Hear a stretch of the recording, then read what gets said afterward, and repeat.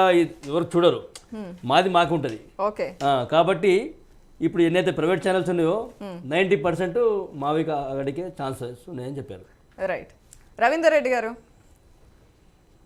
ముందుగా yo-yo TV ప్రేక్షకులకు good morning అండి. ప్యానెల్ పైన ఉన్నటువంటి పెద్దలందరికీ కూడా నమస్తే. సరే, ఎన్ని ఎగ్జిట్ పోల్స్ ఇచ్చినా ఏది జరిగినా ఏమైనా మొత్తం మీద యాక్చువల్ పోల్ రిజల్ట్కి ఇంకా కాసేపట్లో ఏది ఏమనేది తెలిసిపోతుంది. సోదరులు సుదర్శన్ గారు అంటున్నట్టు, అంటే ఈ టీవీలో ఇప్పుడు ఈ రోజు ఉన్నటువంటి ట్రెండ్లో ప్రతి పార్టీకి ఒక డబ్బా ఉన్నది.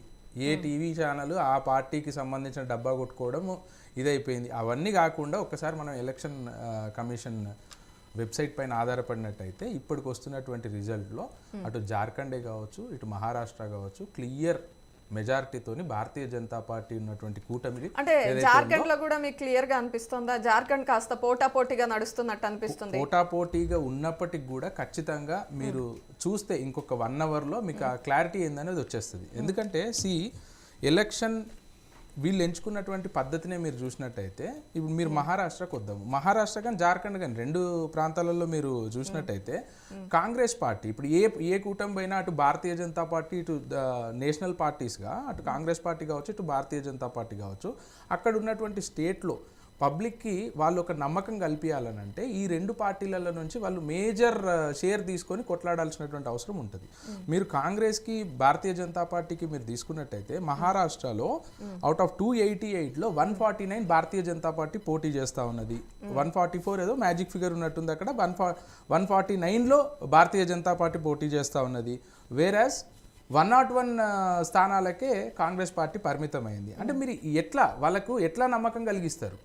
సరే, చాలా పార్టీలు అంటే విడిపోయిన పార్టీలే కావచ్చు, అటు ఇది థాక్రే వర్గాలు, ఇటు శివసేన 2గా విడిపోయింది, ఎన్సీపీ 2గా విడిపోయింది, అవన్నీ డిఫరెంట్ స్టోరీస్ అండి. బట్ మేజర్గా వెనకాల ఉండి నడిపించే ఈ కూటమిలలో ఏదైతే పార్టీలు ఉన్నాయో national parties will play a major role. అక్కడనే కాంగ్రెస్ బ్యాక్ డ్రాప్ అయిపోయింది. భారతీయ జనతా పార్టీ 2 కూడా అత్యధిక స్థానాలలో పోటీ చేస్తుంది. అండ్ ప్రస్తుతం మహారాష్ట్రలో ఉన్నటువంటి ఏక్నాథ్ షిండే గారి ప్రభుత్వము ప్రజలలో మంచి ఒక కాన్ఫిడెన్స్ని ఇది చేసుకొని ఉన్నది. ఇప్పుడు మీరు చూస్తారు కదా రిజల్ట్లలో, ఇప్పుడు చూస్తున్నారు 71 భారతీయ జనతా పార్టీ, 149లో ఏదైతే ఉందో 71 మేము లీడ్లో ఉన్నాము. శివసేన షిండే గారి వాళ్ళు 88 పోటీ చేస్తున్నారు, దాంట్లో 34 లీడ్లో ఉన్నారు.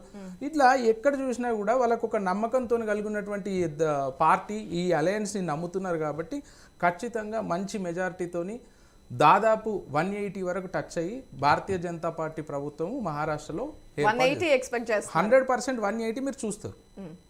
180 క్రాస్ అవుతుంది. 180 మేము ఎక్స్పెక్ట్ చేస్తున్నాము.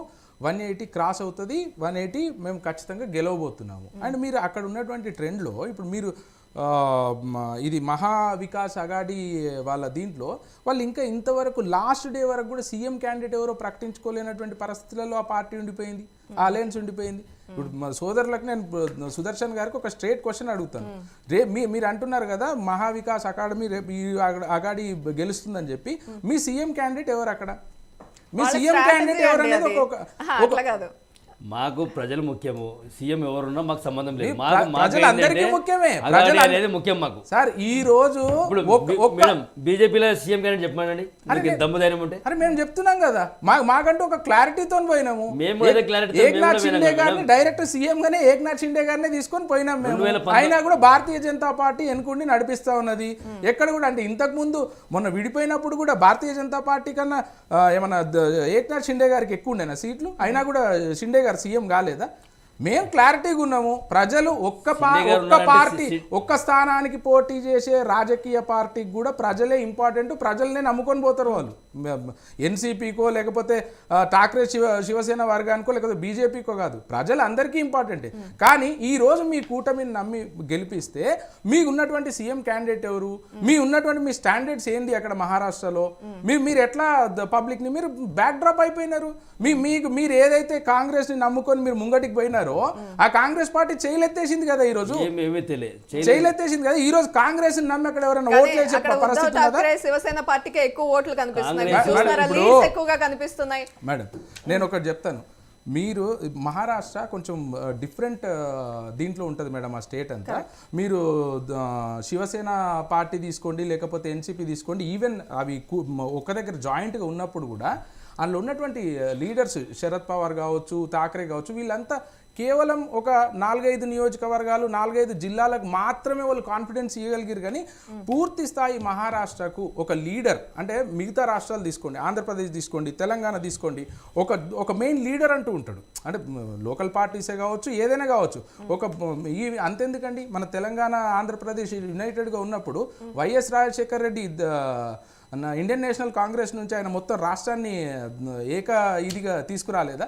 అట్లాంటి నాయకుడు మహారాష్ట్రలో ఎవరున్నారు? ఉద్ధవ్ ఠాక్రే ఉన్నాడు కదా. అరే ఉద్ధవ్ ఠాక్రే వాళ్ళే ఉద్ధవ్ ఠాక్రే పార్టీని చీల్చి వాళ్ళని సీఎం దించి సెంటర్కి ఇచ్చారంటే 2 ప్రాజెక్టులు 5 లక్షల ప్రాజెక్టులు గుజరాత్ కు తరలించుకురు అమిత్ షా మోడీ. దీనికి ఏం సమాధానం చెప్తారు? ఇప్పుడు రైట్ మాధవ్ గారు మాట్లాడతారు. మాధవ్ గారు ఇప్పుడు ఉన్నంత ప్రకారం ఏంటంటే